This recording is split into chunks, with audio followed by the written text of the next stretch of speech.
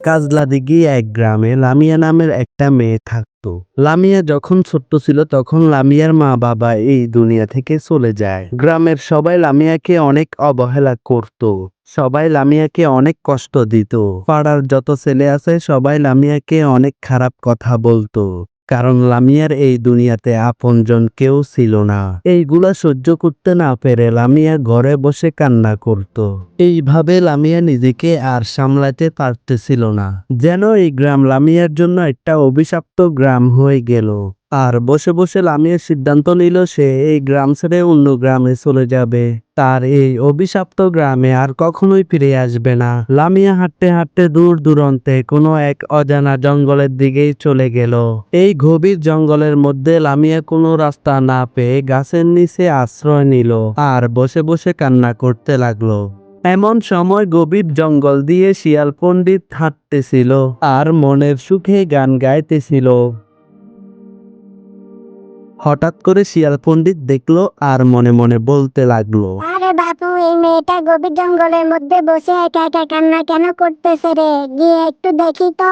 কি এক জ্বালা যন্ত্রণা, জঙ্গলের মধ্যেও মানুষের জন্য শান্তি পায় না। এই বলে শিয়াল পণ্ডিত লামিয়ার সামনে গেল আর জিজ্ঞেস করতে লাগলো, হে মেয়ে, তোমার নাম কি? তুমি এখানে কেন আসছো? আর এখানে বসে বসে একা একা কান্না কেন করতেছো? বলো তো। তখন লামিয়া বলতে লাগলো, আমার নাম লামিয়া। এই দুনিয়ায় আমি ছাড়া আমার আর কেউ নাই।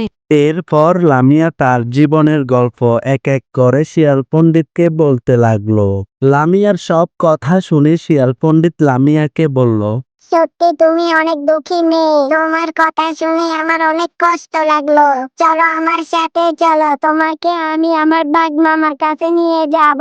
এই বলে লামিয়া শিয়াল পণ্ডিতের সাথে বাঘ মামার কাছে চলে গেল। আর এই বনের বাঘটি খুবই ভালো। তার বনের পশু পাখিদেরকে সব সময় ভালো রাখে।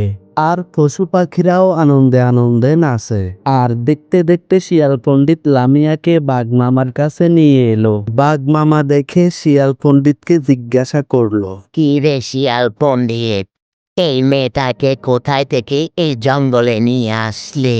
তখন শিয়াল পণ্ডিত বলল, আরে না বাঘ মামা, এই মেয়েটাকে আমি তোমার কাছে নিয়ে আসছি। এরপর বাঘ মামা লামিয়াকে জিজ্ঞাসা করলো, এই বাচ্চা, তোমার নাম কি? আর তোমার কি হয়েছে? এই জঙ্গলে কেন আসছো তুমি? বলো তো শুনি।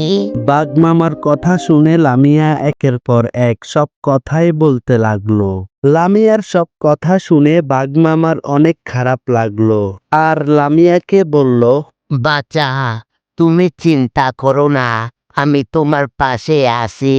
আর এখন আমি তোমার সাথে তোমার গ্রামে যাব। চলো তুমি আমার সাথে। বাঘ মামার এই কথা শুনে লামিয়া প্রথমে রাজি ছিল না। তখন শিয়াল পণ্ডিত লামিয়াকে বলল, আরে লামিয়ে, তুমি চিন্তা করো না। আমার বাঘ মামা যেখানে যাবে সেখানে সবকিছুই ঠিক হয়ে যাবে। শিয়ালের এই কথা শুনে লামিয়া রাজি হয়ে গেল। আর লামিয়া শিয়াল পণ্ডিত ও বাঘমামাকে নিয়ে তার গ্রামের দিকে রওনা দিল। দেখতে দেখতে তারা লামিয়ার গ্রামে এসে গেল। আর বাঘমামা এমন গর্জন দিল, গ্রামের সবাই বাঘমামাকে দেখে ভয় পালাতে লাগলো। তখন বাঘমামা গ্রামের সবাইকে ডেকে লামিয়ার জন্য সাবধান করে দিল। আর দেখে শুনে লামিয়াকে ভালো একটা ছেলের সাথে বাঘমামা বিয়ে দিয়ে দিল। এরপর থেকে লামিয়া সুখে শান্তিতে বসবাস করতে লাগলো। লামিয়ার আর কোনো দুঃখ রইল না।